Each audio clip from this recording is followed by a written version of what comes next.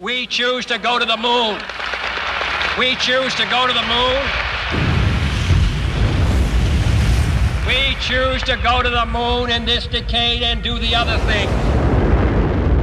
Not because they are easy, but because they are hard. The Omega Speedmaster Professional Sapphire Sandwich with the 3861 movement. There you go. Really a gorgeous watch in every detail. I've seen this watch for years before I actually purchased one. I probably thought about this watch for maybe 6 years before purchasing it. I always did like it, but this one just really hit the nail on the head.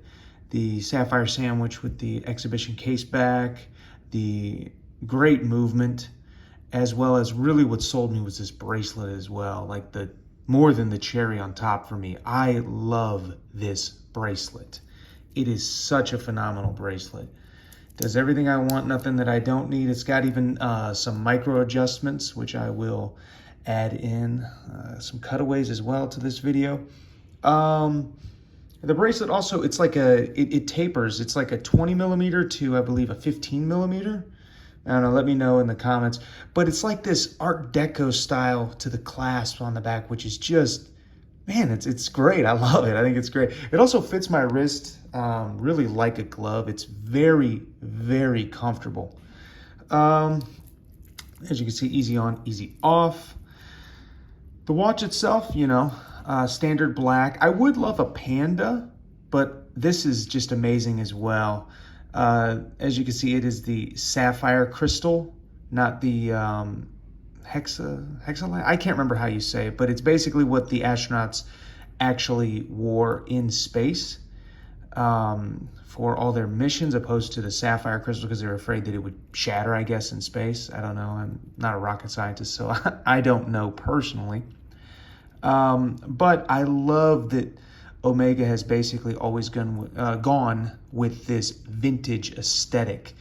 I do love the Daytona as well in terms of chronographs, but I love more so vintage Daytonas. Like Omega's just really hit the nail on the head in terms of having this watch look vintage all these years and still continue to update it. And this bracelet, the other bracelets were fine, but this bracelet is just amazing. I was kind of curious in the beginning.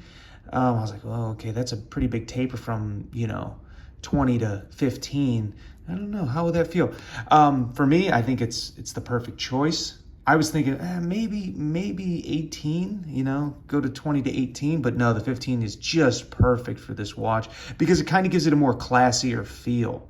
But this watch is your standard, Omega Speedmaster Professional. It is a strap monster, in my opinion. Granted, it's black.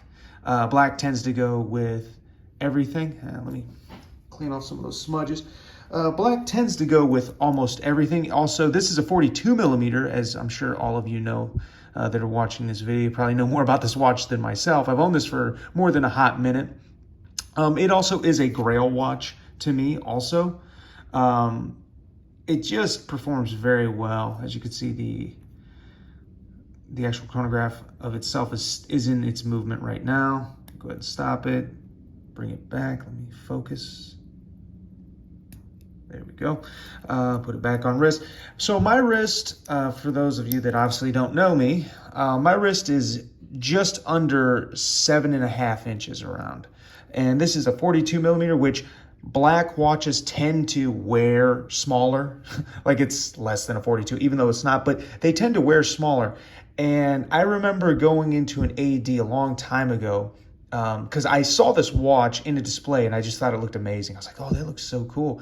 And I had virtually no knowledge of Omega. And this is probably dating back 8 years ago. And I was like, whoa, oh, okay, I kind of want to see this watch, And I went inside and I was talking with the guys and they're like, oh, he knows nothing about watches, And they're like, yeah, it's a 42 millimeter. Some people, it wears a little too large. For me, it fit like a glove then. It fits like a glove now. But it had a different bracelet. I don't know what the movement was inside. I can't remember. It's like the 18 something. It's probably not the 1-2-3 movement, but yeah, like I said, it fit like a glove, and I was like, whoa, this is an amazing watch. And then I saw the price point back then, and I was like, yeah, absolutely not. That's just not gonna happen. At that time, I thought like a $500 watch was very expensive, which, for the record, all these years later, I still think a $500 watch is an expensive watch. Granted, this is much more expensive than $500, but I just call it like I see it. You know, $500 is a bit expensive for your average person, because let's be real, guys, these watches are outdated. I as much as I love watches, I'm sure you're watching this video, you love watches, you love Omega, you love Rolex, you love higher end, just high-end watches. But let's be real. You don't need this watch in 2024 unless there's a solar flare that knocks out all the power grid, and now everybody with their smartphones and smartwatches, it doesn't work anymore. Then yes, you do have a mechanical watch and you're superior to everyone else. That's just a fact. Love it or hate it. But if that never happens, well, this is antiquated, but I don't care. I think the watch is really amazing for what it is and what it does. And it's like the best throwback. Because it has so much significance. You know, the book will show you everything. I myself, having not lived in Ohio for many, many years, that's where I am originally from, Ohio, middle of nowhere Amish country. But a bizarre amount of astronauts come from Ohio, and, you know, people, Ohioans, Buckeyes, whatever you want to call these people. My people, I guess, they say, well, Ohio's so terrible, you'll do anything to get away from it, to include going to the moon. So that's why there's so many astronauts that are from Ohio, which you guys probably know the whole legacy of the Moonwatch. This is the Moonwatch, as it pertains to a lot of the astronauts. I don't know if that's Neil Armstrong or who that is, or Buzz Aldrin. They basically went with this watch to the moon. So that's kind of Omega's flagship model. Well, this is Omega's flagship model, but that's where they hang their hat on, which I know some people that love Omega, some people that hate Omega, but a lot of people say, yes, it's done to death. But until we go to another celestial body like Mars and all the other stuff, this will always reign supreme in that aspect, because it is that watch. You know, it's like, yeah, it's that guy. That's the guy, man. It's like, this is the watch. That's the watch. The throwback is really great. I love the Omega. You can't really see it here. The emblem, how it's just ever so slightly raised. That's what they do with the Sapphire Sandwich version, opposed to the Hexalite. I can't remember. You guys go ahead and comment. I can't remember the wording of it all, as it were. But yeah, this watch is very legible even at night. It really is. Granted, you're not looking at the seconds, you know, the second hand down there, in the subdials, but overall this watch is extremely legible, opposed to other watches. I even have like the No Time to Die. I also have another Weiss watch, which is a great watch, by the way, but I knew going in buying that watch, it did not have any lume to it. It was more of a vintage throwback, really a World War I aesthetic latte dial watch on a leather strap. This basically rocks it all. Even my No Time to Die NATO strap, it still does pretty well with even that. Granted, it would look better if it was like a black strap, or, you know, black and gray. But yes, I'm not an expert by no means in the watch industry or even watches in general. I just like watches. I've owned them for years and years and years. Since I was in my late teens, I'm currently in my mid-30s, and I've owned a watch ever since and worn a watch every single day since then.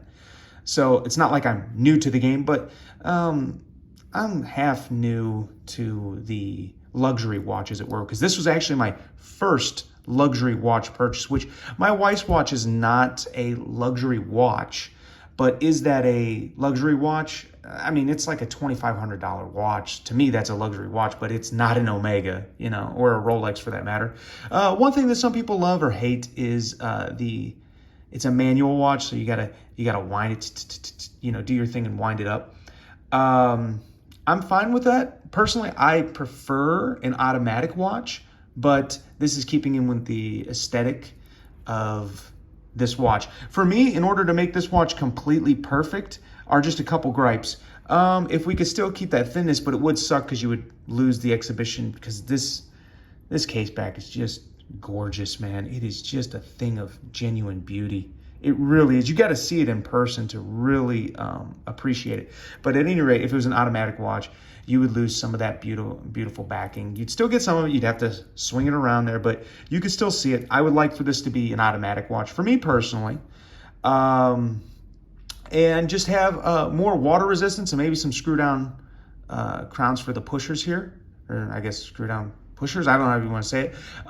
Just for extra water resistance, maybe to...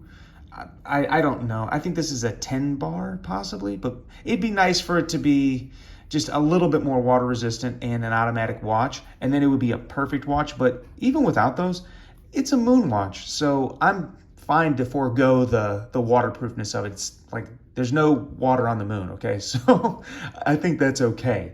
So I'm willing to actually just say, yeah, that's fine. I guess since it's a Moonwatch, I can see why some people might not care about the waterproofness of it all.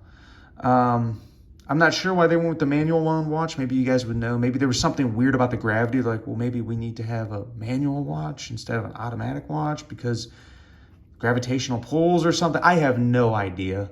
But it was also in the mid-1960s. So I don't know how common and how easily and readily accessible all automatic watches were, or if the manual wound watches were the most common by far at that time, possibly.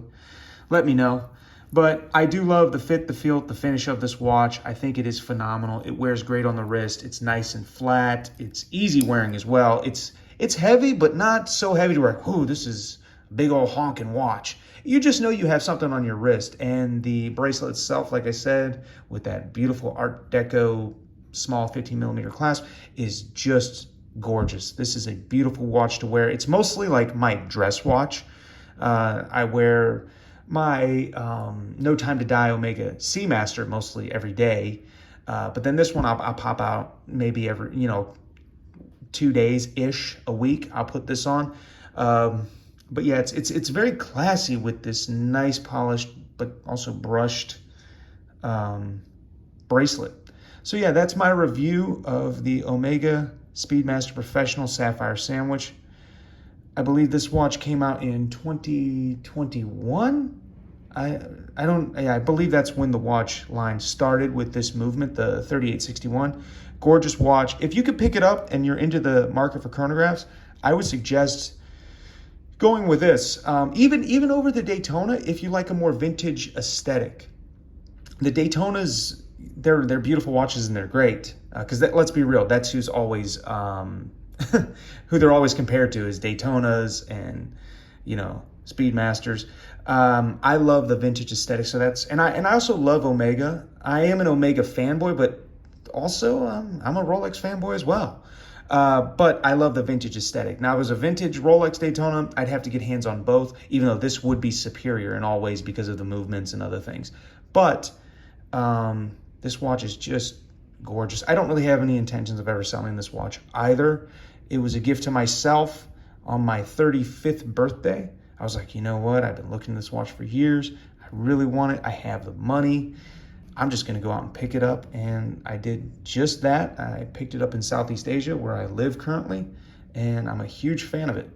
And maybe you don't pick it up. Just go and try it on. Maybe you don't purchase it. Just go see what you think about it. See what, I guess, Omega, and even a lot of Omega guys, they see the hype around this watch. Go and see what it's all about and see if it flips your skirt up, you fancy it, whatever you want to call it. See if you just like it. So yeah, like I said, again, that is my tabletop review of the Omega Speedmaster Professional.